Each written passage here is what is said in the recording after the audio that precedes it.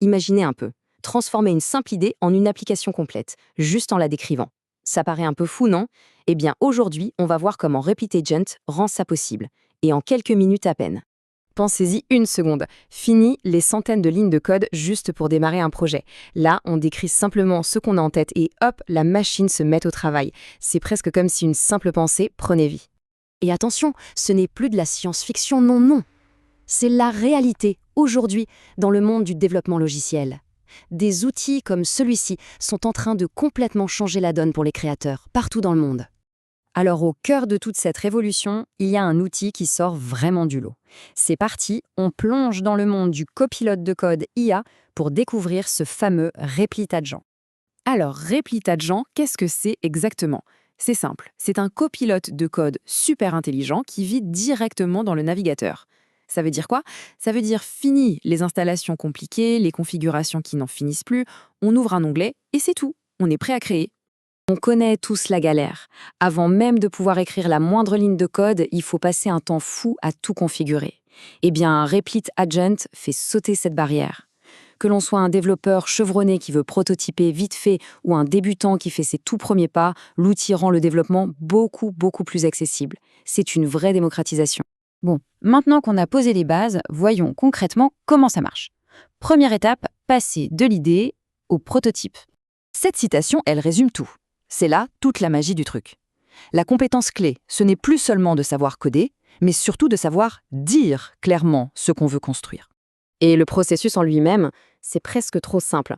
On commence avec un commentaire tout bête du genre Crée-moi un petit programme qui va chercher les gros titres sur le site de la BBC. Ensuite, on active l'agent, il mouline et génère tout le code. Il reste juste à jeter un œil, à valider, et voilà, l'appli de base est là, prête à tourner. Mais attention, il y a un point super important. La qualité de ce qui sort de la machine, eh bien, elle dépend directement de la qualité de ce qu'on lui demande. L'IA est un outil incroyable, c'est sûr, mais ce n'est pas de la magie. Pour avoir des résultats qui tiennent la route, il faut apprendre à bien lui parler, à bien la guider. Et là, c'est l'exemple parfait.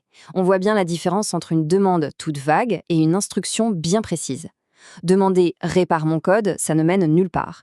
Par contre, si on dit « mon script plante quand l'utilisateur entre des données », va voir la fonction « validate input » pour la déboguer, là, tout change. C'est ça le secret. Apprendre à bien guider l'IA. Ok, donc on a notre première version du code, mais ce n'est que le début. Une fois que cette base est posée, l'agent se transforme en un assistant super malin qui va nous accompagner pour peaufiner tout ça. Par exemple, on tombe sur un morceau de code un peu obscur, on ne sait pas trop ce que ça fait. Ou alors, on apprend un nouveau langage. Pas de panique. On sélectionne le bout de code, on demande à l'agent de l'expliquer, et hop, il le traduit en langage clair et simple. Pour apprendre, c'est juste phénoménal. Et pour le débugage, c'est pareil, ça devient beaucoup plus simple. Fini de truffer son code de print partout pour essayer de comprendre ce qui se passe. Là, on peut mettre des points d'arrêt, faire tourner le programme étape par étape et voir en direct la valeur des variables pour pincer le bug. Et cette fonctionnalité, ah là, c'est vraiment puissant. On peut prendre un vieux bout de code un peu daté et demander à l'IA de le remettre au goût du jour. Ou encore mieux, traduire la logique d'un langage de programmation à un autre. Le gain de temps est juste énorme. Bon, l'application est codée, elle est peaufinée, elle tourne bien. Il reste l'étape finale, mais c'est la plus importante, la mettre en ligne, la partager avec tout le monde. Et pour ça, Replit a sorti une fonctionnalité qui a tout simplement changé les règles du jeu. Son nom, le déploiement en un seul clic. Et là encore, le processus est d'une simplicité incroyable. Fini la prise de tête avec les serveurs, les lignes de commande obscures, non. On finalise son code, on appuie sur le gros bouton Deploy et instantanément, on a une URL publique et fonctionnelle. Une tâche qui pouvait prendre des heures, voire des jours, se fait maintenant en quelques secondes. C'est dingue. Et ce qui est génial, c'est que ce déploiement facile, ce n'est pas juste une petite fonctionnalité isolée. Ça fait partie d'un écosystème complet. On peut coder à plusieurs en même temps, en temps réel, un peu comme sur un Google Doc.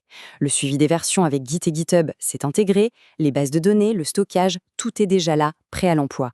En gros, on peut gérer un projet de A à Z sans jamais sortir de Replit. Alors, si on prend un peu de recul, qu'est-ce que tout ça signifie pour l'avenir? Pour la manière dont on va créer des choses dans le monde numérique? Juste pour donner une idée de la vitesse, regardez ça. Avant, une configuration classique pouvait prendre 15-20 minutes avant même de pouvoir lancer son projet.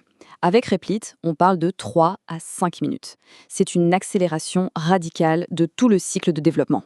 Et cette citation de Replit, elle est parfaite pour résumer tout ça. L'agent, au début, c'était un peu comme un développeur junior.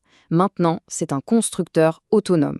Les barrières entre l'idée et le produit fini sont en train de s'effondrer. Alors, qu'est-ce que ça change pour les créateurs au final? C'est simple. Ça veut dire qu'on peut passer moins de temps sur la plomberie technique, sur le comment, et beaucoup plus de temps sur l'idée, sur le design, sur l'expérience de l'utilisateur, sur le quoi et le pourquoi.